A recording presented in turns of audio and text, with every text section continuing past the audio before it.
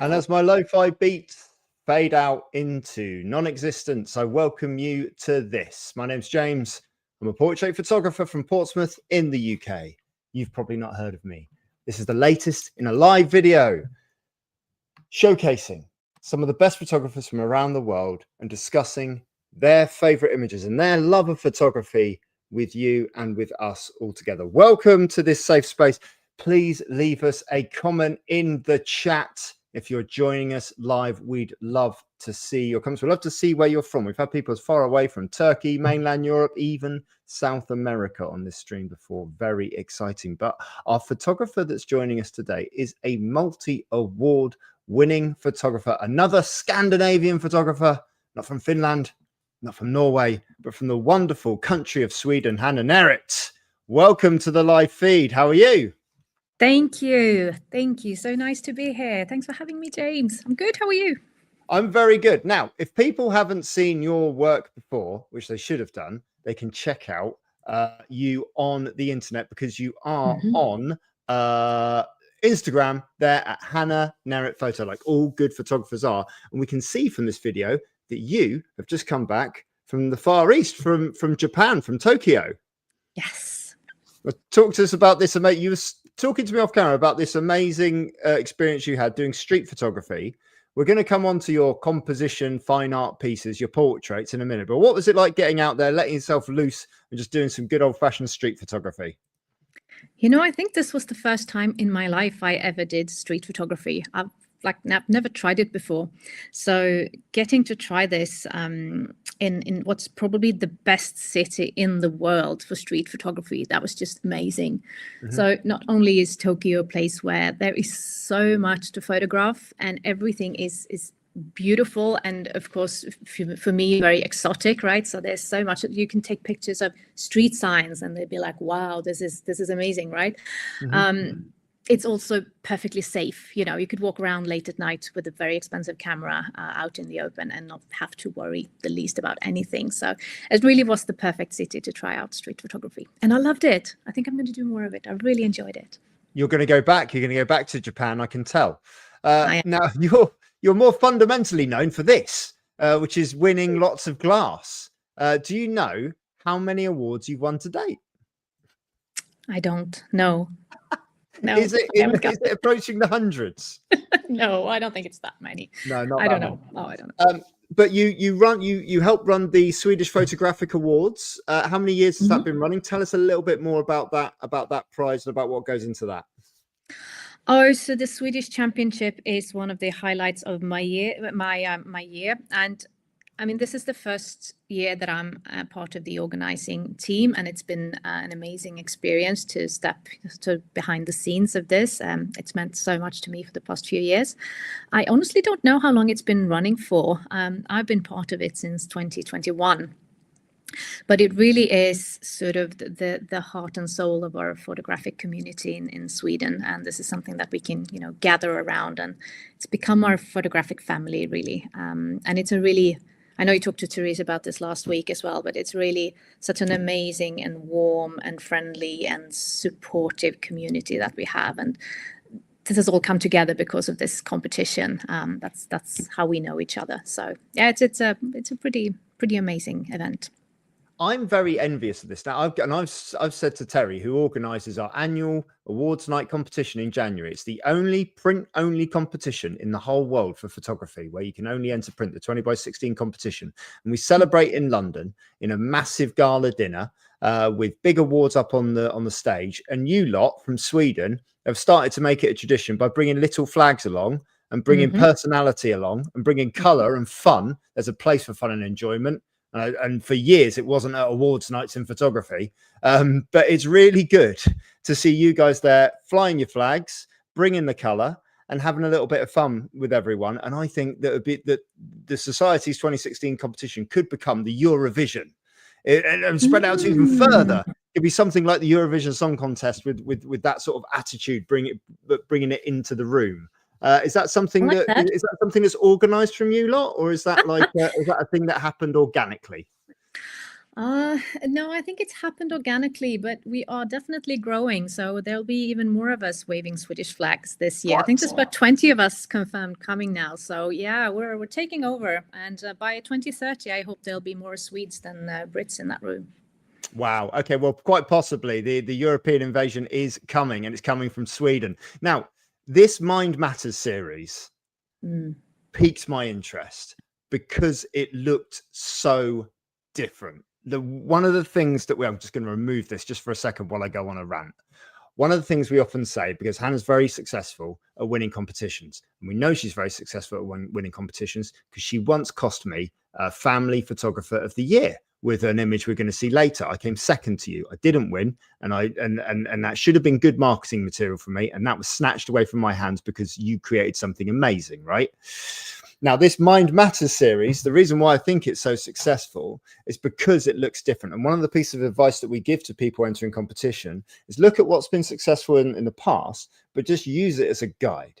The way to really pique judges' interests and to really give yourself a chance is to do something they've never seen before and something that really stands out. So talk to us a little bit about where this Mind Matters series came from and how it sort of, came to fruition, if you like.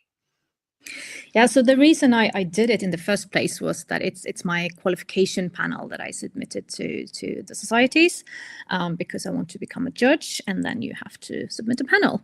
So that really was the reason I did it in the first place. And I had a number of different themes for this panel in my head before I ended up actually doing this one.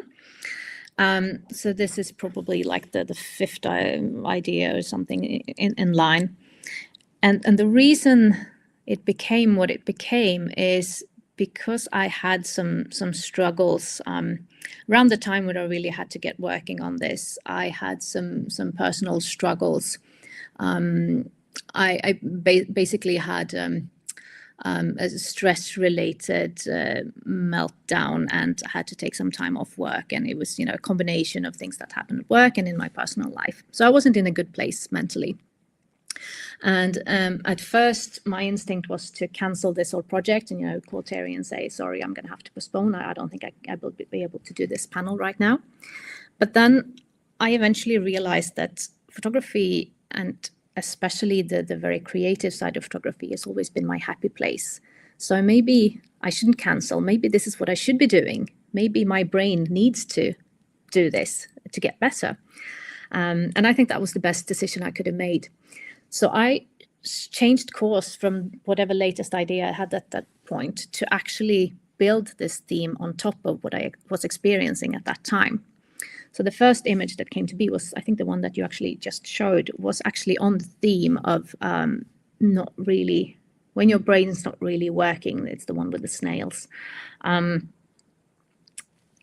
So yeah, I was trying to visualize sort of how that felt to have a brain that wasn't really functional. Not this one. It was kind of like a light bulb had gone out. So that's the one. Yeah. So it was kind of that sort of loose associations that I wanted to build on. The light bulb that's gone out and the snails, which are a symbol of something very slow. And I didn't want this to be literal. I wanted to step away from the very literal storytelling, which otherwise is sort of what I'm known for, right? So I wanted to do something that was more, didn't require me to be so structured and so specific, but could let me just be a little bit more artistic, I guess, creatively artistic. So yeah, that was sort of the origin. And I made this image, or a version of it, that looked very different back then. But that's when I sort of realized that maybe this is something that I could turn into a panel, because there's lots of things that goes on in the mind where I could apply the same sort of core idea and visualize in different ways. And I also really, really enjoyed the process of creating these. And it was exactly the kind of relief that I had, envisioned it would be, right? So it was something that it really helped me heal a lot faster than I would have done if I hadn't done this project. So in the end, it was just both something that was really meaningful to me as a person to do, and also got me, what I wanted to achieve, which is a panel that I could present for qualification.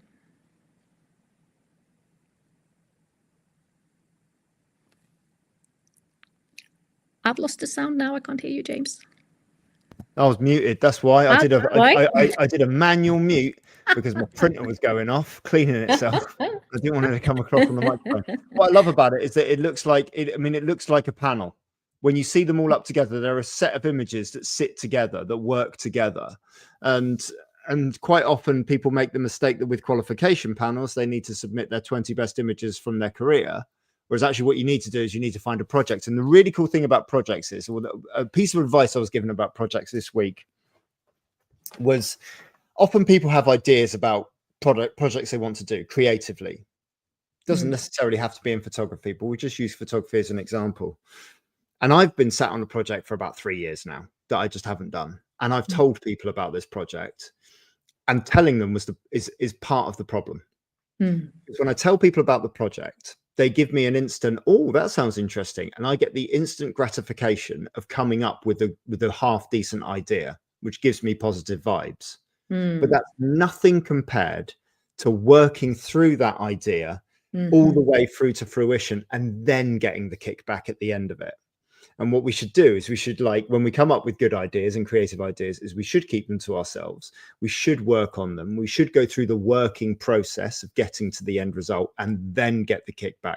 And by constantly telling people our idea, all we're doing is procrastinating, getting that little endorphin hit and not really doing it. I think I've just given myself a pep talk.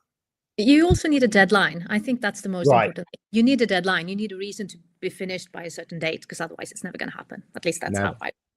Never going to happen. So this is 3 favorite images. So we are going to delve into your portfolio and your love of photography. We ask photographers from all around the world to choose their 3 favorite images, 1 from the world of photography, 1 from their professional portfolio, and 1 from their personal portfolio. We're going to start off with Hanna's professional portfolio today. Comments in the chat as we go through. Here is your first one. Talk to us about this. So this image is called Mother's Day, and it's I made it back in 2021. So I think that most people who have seen some of my work would consider this a pretty typical Hanna image. It's a composite, it's got storytelling, some level of creativity to it. And this is true, but back then it wasn't a typical me image. This is actually the first image that I ever made which had an element of non-straightforward storytelling to it, if that makes sense. This is more of a metaphor, right, than telling a story through what's actually happening in the image. So, I mean, 2021 may sound like it's not very long ago, but to me, in my photography years, that's sort of when I was getting started. So I just started my business, and I had sort of gotten comfortable with photographing families, which is what I do. And I felt that I needed another challenge rather than just doing the professional side of it. So I also started doing some creative work for myself. And up until this one, most of that creative work had been about the more literal storytelling. So I had a project which I called the Vintage Family, where I dressed my family and sometimes myself in vintage outfits and put us in different stage situations, like we were baking or we were reading or writing or whatever, just staged vintage looking images. And that was a lot of fun. I really enjoyed doing that. But after a while, I sort of got this idea that maybe I can do more. Maybe I can have another dimension to this. So with those images, those vintage images, I also started to sort of dip my toe into the competition world. I'd enter those into a few competitions, and I felt that, this was a good challenge. This was a good reason to challenge myself, to have competitions as the carrot dangling in front of me, right? So one of these, at that point in time, were a few competitions that I had entered. They announced that they would have in the next round a self-portrait category. So I thought, challenge accepted. I'll do a self-portrait. And I figured that, well, in this category, obviously you're going to have loads of well-lit, well-posed, well-retouched studio portraits, right? So if I want to have a chance, I need to do something that goes a little bit beyond that. So I started to think about, like, how could I represent myself in a way that doesn't just show what I look like. That's something that it represents me. And at that point in time, my kids were 3 and 5. So you're a parent, you know that at that time in their lives, life's pretty intense, right? Yeah. You are a parent 24 hours a day. And it's also, those 24 hours is also an emotional roller coaster each day, because you love those little nuggets to the end of the universe and back, and they bring you so much joy and so much love, but they also drive you batshit crazy every single day. And, you know, you get frustrated and you get angry and you're sleep deprived and everything. So it really is a roller coaster every day. So I sort of got to this stage where I felt that this could be a good way to represent all that, you know, all the stages that I go through in a day, and at the center of everything, that's my kids. They are the ones, you know, triggering all of this. And there really isn't a break. Like this is, you know, going on forever. So I kind of strayed quite far in the end from the self-portrait theme, I think. It didn't really do well in that competition. The one that ended up winning was a well-lit, well-posed, well-retouched studio portrait. Well, so I guess my analysis was wrong. But anyway, it actually did really well in some other competitions. And this image sort of became my rocket ship into the core of the competition world. And it's taken me on some really great adventures since. So yeah, it's meant a lot to me in my career. Did the world of competition before this shot, did it seem too far away for you to? Oh, yes. Really? Yeah, I mean, you know, competitions, I looked at, you know, the superstars that we had here in Sweden, like Martina and Therese and Laila, and, you know, they were superstars. Like, I'm never going to be, you know, close to that good. But, you know, if, you know, they must have started somewhere. And if they have grown, maybe I can, you know, go somewhere at least if I challenge myself enough. So it meant a lot to have those role models, but I never, ever thought that this would become such a big part of my life. And I definitely never saw myself, you know, winning lots of glass, as you put it in the beginning. That wasn't like even on the radar. If you get real glass these days, then they're proper awards. Most of mine are acrylic. This is, but this, I love the tonality throughout this. I love the fact that it all sits together as a piece. I love the fact that it looks clearly like a composite, but you can't see those, like those composite elements don't like leap out at you, you know, as obvious. It does. It has a certain amount of cohesion towards the whole thing, and it leans very heavily into your narrative and storytelling sort of style, doesn't it? In terms of like. Yeah. In terms of doing something, in terms of approaching something from a different angle and putting a different spin on it. I think the judges might have played it safe. Can you remember the person who had the self-portrait who won? No. No. See? No.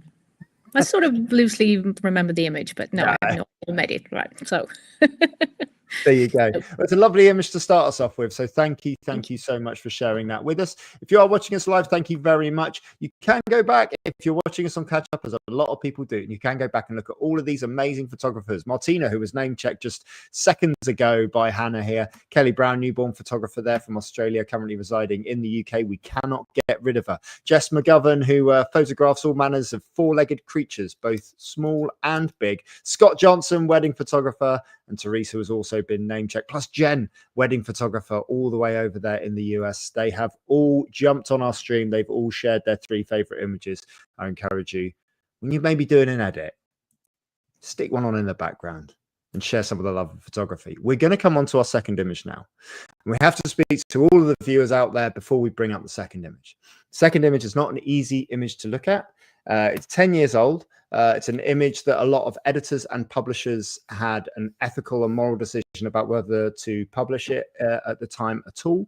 And we encourage you, if you aren't comfortable with uncomfortable imagery, to not watch this next bit and to log off and to do something else. So we're just going to talk about a very sensitive image now.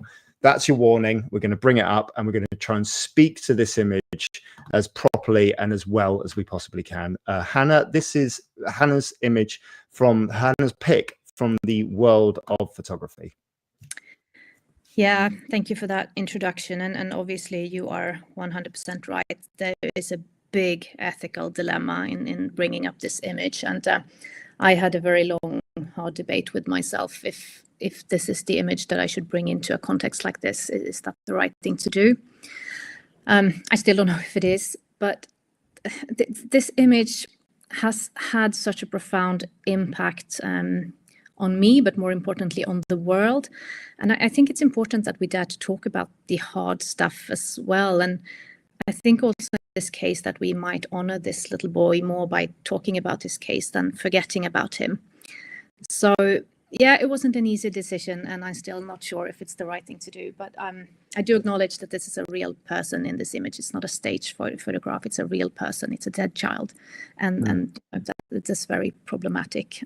It brings a whole discussion that, you know, for some other time, maybe like what is right and wrong in terms of what you should photograph and for which reasons, and how you use those images and so on. But having said all that, this image really had a very distinct impact on the world. I can't think of any other image that, to me, has had the same weight, and is such a good example of how storytelling, how strong and powerful storytelling can be.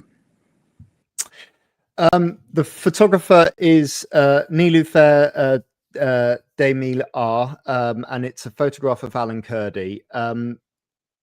From reading descriptions from photographers who work in and around that coastline and close to Syria, certainly, the overwhelming sort of feedback is that this isn't an image that is actually uncommon, but it's extremely uncommon, not uncommon to photograph, but extremely uncommon to see it published.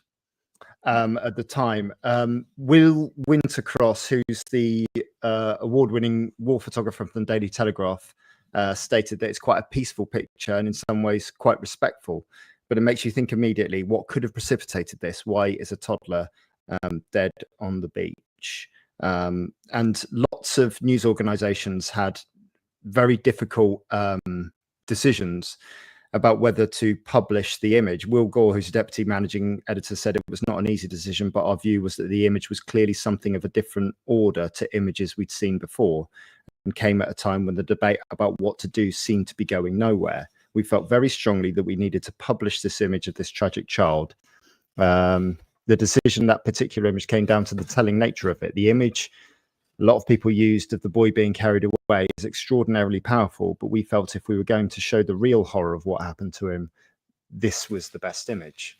And it is a haunting picture.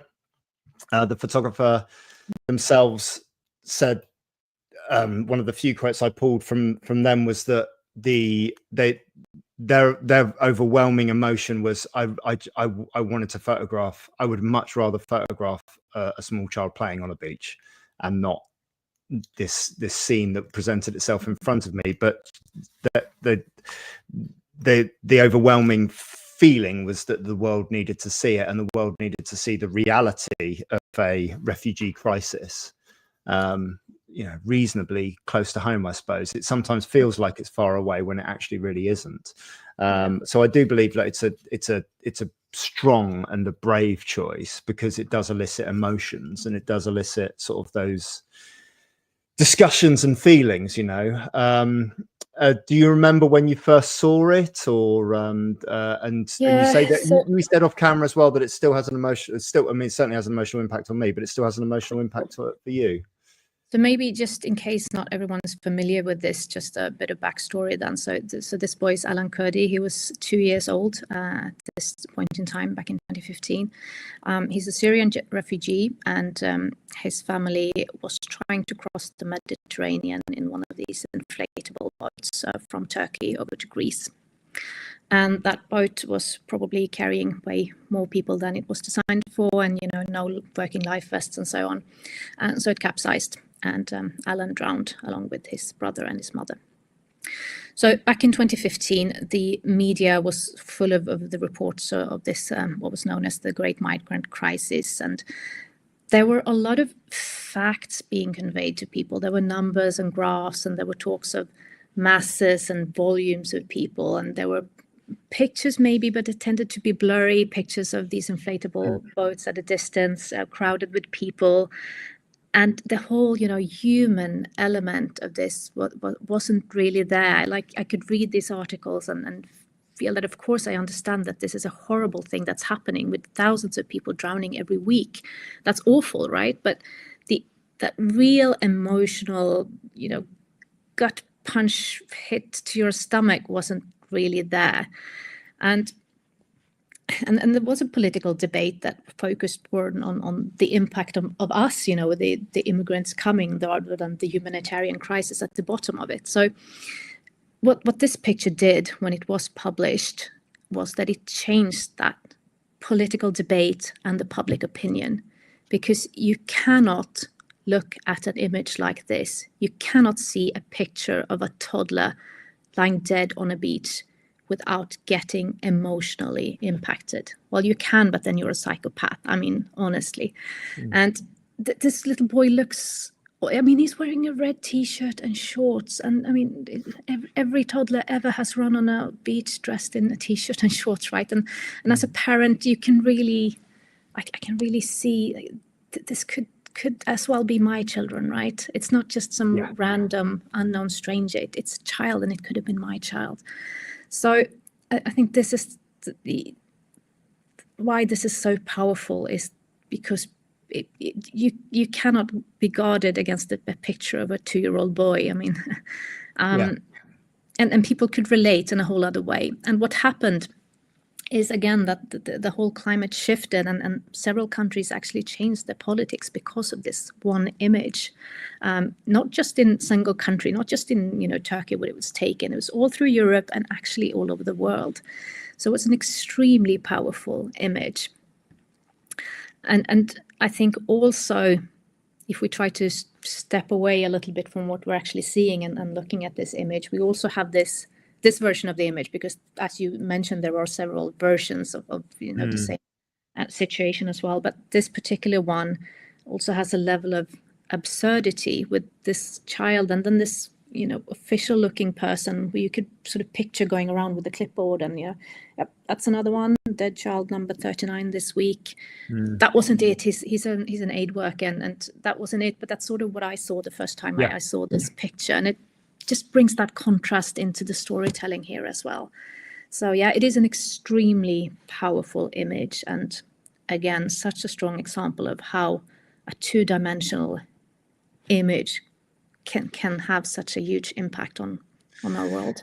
It does. It highlights the need for transparency and honesty in the media, and that's one of the powers of photography, is that particularly in journalistic photography, the camera doesn't lie. The camera literally captures real things as they really happen through a lens.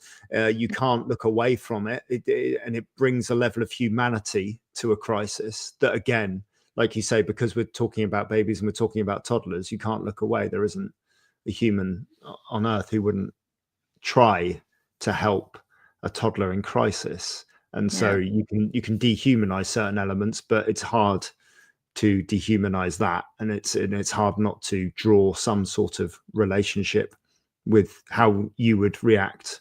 I think that's also with a lot of these very striking images, particularly with the age. I think that's one of the first things that comes to it. It's like, what if that was, what would I do? What if that was us?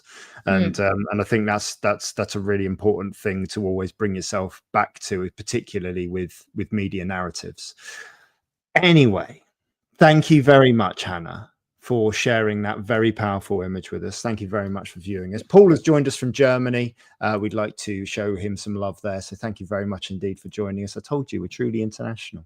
If you'd like to join Hanna in one of her brilliant workshops, she's going to be doing a 4-hour workshop in London this January at the Society's Convention in London. And it's going to be on creating fine art stories. Talk to us about how that 4 hours is going to work. Hanna, let's go. Oh, it's going to be so much fun. I'm really excited about this workshop. So I'm going to do my best to take you through my process when creating images. So we're going to have a model in the studio or in the classroom. So my wonderful friend Nini is coming, and she's going to be our model. And we are actually going to create a storytelling image that is based on her. So we're going to shoot and we are going to edit. There might be some light compositing maybe. So yeah, we'll see. I've never created an image in 4 hours in my life. So disclaimer, I'm probably not going to, produce something that is finished, but I'm going to show you enough to take you through the process of how I create these images. So really looking forward to it. Never, ever, ever do a live edit in front of other photographers. It's my number one. I know, I'm terrified of it. Paul points out that we're two nationalities. Paul points out that we're two nationalities in one, from Poland originally. So that's 2 for 1. That's good. We'll double that up. That's cool. We're coming on to your final image now, and it's your image from your personal portfolio, your personal file, your whatever image means the most to you personally. And you do, as so many people do, choose a low resolution, slightly out of focus, Kitty image, slightly blurry mobile phone image. Everyone does it. I'd do it if this was me as well. I've got a dozen of these ones. That's what I'd choose. We alluded to it at the start of this chat. Talk to us about this incredible image here. I have no idea who took this picture. So sorry, whoever sent this to me, I'm sorry for not giving proper credit for this masterpiece. I apologize. And yeah, so we talked a little bit in the beginning about Team Sweden and the wonderful community that we have, right? And this is sort of what we're seeing here, but we have some internationals in there as well. So we have Barry and Fiona from Scotland, and we have Steffi from Switzerland. And I picked this picture as one of many to represent what is the single thing that's keeping me in photography. That's the community. And that's what this image represents to me. Like for me, it has the reason I'm still doing this. I mean, I've been doing this for about 5 years, being in the competition world, which is not much compared to many others. I know that, but for me, that's an eternity. If you look at my history of hobbies and getting tired of those hobbies and moving on to something else. Okay. So I've always had a history of doing creative stuff. I've done theater, I've done improv, I've tried to sing in a choir, I've drawn a lot, I've tried to play the guitar, I was terrible at it. And the common denominator for all of these things is that I've always gotten tired of it and moved on to the next thing after a while. Okay. So for me, staying in photography as long as I have, it's something new. And the one thing that is the reason for that is the community that I've found. So that really is the differentiating factor here. So it's got nothing to do with business success or awards or even the creative fulfillment. It's about the people. So I'm fortunate enough to have friends all over the world now that I've met through photography. So we have Sweden here, yes, but I have friends, literally all over the globe, which is just amazing. And they just bring so much to my life. And I do believe that I have friendships for life, and I keep meeting new people every year as well and getting to know new people. So yeah, it's just amazing. So a few things have come out about that, right? What is it about your personality that makes you give up on things by your own admission relatively easily? Why do you think that is? That's a good question. I'm not sure I have an answer. Is it a pursuit of wanting to do things well? And when things are difficult, like playing the guitar is tough, right? Yeah. Getting to a position where you can do it well you can't shirk it. It's like, someone said recently, about my wife, they said, she's just such a naturally good artist. I could never do that because I'm not naturally an artist. And I'm like, well, she's worked really hard. Like since she could hold a pen, she's been drawing. This is years of practicing. And it may not feel like practicing, it might feel like playing at the time, but this isn't something you're just naturally given. Because if you were just naturally given, you just do it, right? You have to work at these things. Oh, yes. So is it a frustration with wanting to be good at things, or is it a need to just go, right, I've done that and I want to go and try something else, wanting to try different things? What is it? I think it's a combination of both, because I'm the same in my professional life. Like, so I don't do photography for a living. I'm a consultant, and being a consultant means that you constantly move to new clients and you do new things and new projects. So my work doesn't get repetitive, and I cannot see myself ever transitioning into something that is more, the same year after year. So I think it's part of who I am, that I do get bored easily and I need to move on.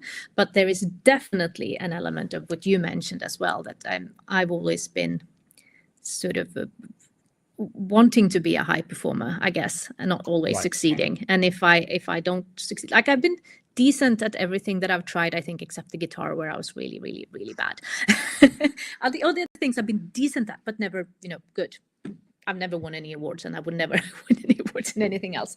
So of course there is an element to, actually this photography thing turns out I'm pretty decent at that. It's gone pretty well. So there's that gratification that you get, not just from winning awards, but also from having people praise your work and like your work, and just hearing that something that I've done inspired someone else. That's amazing, right? That's proper gratification. So of course there is that side of things as well. Yes, I've got the calluses to prove it this November and December, because I'm practicing my chords for Christmas guitar night. I want to do some sing-alongs. We did some last year, but I'm learning some new carols for that. At the convention then in January, No. Oh, this is a promise. It's on camera. No. It's not a promise. So with your Team Sweden here, what is it about because you're a consultant, you work with lots of businesses, I assume, lots of different communities. It sounds like you've been involved in a lot of different communities and things like that. What do you put it down to that makes the photography community different? It's the fact that it is so supportive. And even though it's based on competitions, because that's really how I know people in the photography world, it's always, competition that's at the core of it. It's friendly competition, and there's a genuine culture of rooting for each other and supporting each other and wanting each other to succeed. So we help each other get better, and we lift each other up. And that is definitely not a given in all communities, but we really, truly have that culture. In Team Sweden, definitely, and it's part of why we are successful, I think. But it's there. I mean, it's in the London community as well, right? It's a very warm and nice and friendly community. And my Facebook feed and social media feeds are at the moment flooded with people announcing their results in the Icon Awards, which is a US-based competition, which just announced their finalists a couple of days ago. So my feed is full of people announcing those results, and other photographers just going in and boosting them so much, and I'm so happy for you, and congratulations, and you deserve this, and you're a superstar. And it's just this really positive culture of really lifting each other up rather than being competitors. So I love it. So when you first, because it's quite recent that you were into this competition element, when you first went into it, how anxious did you feel, meeting new people, meeting a new community? And was there a single moment where you kind of felt, like this one broke the ice for you in competition in terms of achievement? Was there a single social moment where you went, actually, I feel like I belong in this community now, from an outsider to an insider? Oh, good question. So obviously I was terrified. The first time I went to London was this image, the clock one. I entered into London the first year I participated. I wasn't even planning to come in person. I sent it in, and then Terry sort of gave me a hint and saying, "I think you should come to London." So I flew in just for the awards ceremony. So I didn't even have time to go to classes and get to know some. I didn't know a single soul at this event, right? And I was absolutely terrified. Here we have all these superstar people, and probably everyone has probably won lots of awards, and I have no idea who's who and who can I talk to. And I was terrified, definitely. And then it was just so obvious that it wasn't like that. Everyone's really friendly and welcoming, and people came up to me after the ceremony and congratulated me, and it was going back the year after, it felt completely different. It's really like then I had some familiar faces, and from there it's just become more and more of a family for each year. So I wouldn't say that it's a single instant that I can point to, but more like a gradual build up. And it was the same with the Swedish competition. Like I didn't know anyone the first time I entered that, but yeah, it's just the people who are involved in these things make it really, really easy. Yeah, that's good. That's excellent feedback that I think Terry's going to really enjoy. Which is good. So if you're on the fence, if you're a photographer, you don't have to be quote unquote a superstar photographer. You don't have to even be a full-time photographer. You could be like Hanna. You can just love photography, and you can just book yourself a couple of days off, come down to London at the convention in January and meet other photographers and be inspired by other photographers and start to take those steps. I know I run a community running club. I always say this every week we have new starter night. I say this is the biggest night, because the hardest thing is to turn up to a group of people that look like they all know each other and you know no one. That is ground zero. But the minute you take that step, you won't regret it. And it'll be a step forward in terms of building community, because building communities and being part of a community has way more upside and way more value than winning competitions and pieces of acrylic that go into cabinets or glass, in your case, actual proper glass. Yeah, and you have to remember that no one comes to these events to not talk to other people, right? Everyone comes there to network and meet new friends. So don't be afraid to talk to people. Yeah, except you. Hanna, where can people find you on the internet? Instagram is probably the best place. So Hanna Neret photo with a Swedish spelling. Yeah, you got it right there. But I am probably the only one in the world with my name. So just Google my name and you'll find me. That's the image. That's the one. That's the one that cost me. Oh, sorry. It's a good one, though. If I get beat by a better image, I don't care. But I have to say, the first time when I was in London then, so this clock image, it finished. And no, sorry, that was in the print competition. Anyway, it was the same year that you won the overall picture of the year. So that's my first memory of you, is you going up on stage and giving a grand speech because you just won the overall photographer of the year with your amazing in-camera artistry image. I don't remember a single word of this speech. I was so much in my own head and so happy with, what just happened because I'd won something. But everyone told me it was a great speech. So I'm sure it was. I think I just called myself the only proper photographer in the room. Right. Okay. So, fair. Hanna, thank you so much for giving us your time tonight. Thank you so much for watching us either live or on catch up. We appreciate you. Like and subscribe to the channel. You can check me out on the internet. You can support the channel by going to portraitofawrestler.com/store. I've gone through my 10-year archive of professional wrestling images from all around the globe, and I'm putting them online. 25 images for 25 days of Christmas, and they are affordable. I've made sure that they are affordable art that you can put in your home. They're all one of one. They're all hung up over there. You can't see them, but they're all just out because I had my print day today. So they're all printed, ready for mounting. You can go there to support the channel. The other way you can support the channel is just by saying nice things, liking, watching a few videos and subscribing. But thank you very much for joining us. I think it's Fiona McKean next week. And then we've got a live portfolio review after that, featuring some of the best wrestling images from around the world. Thank you so much for joining us. We'll see you on the next one. Have a great evening.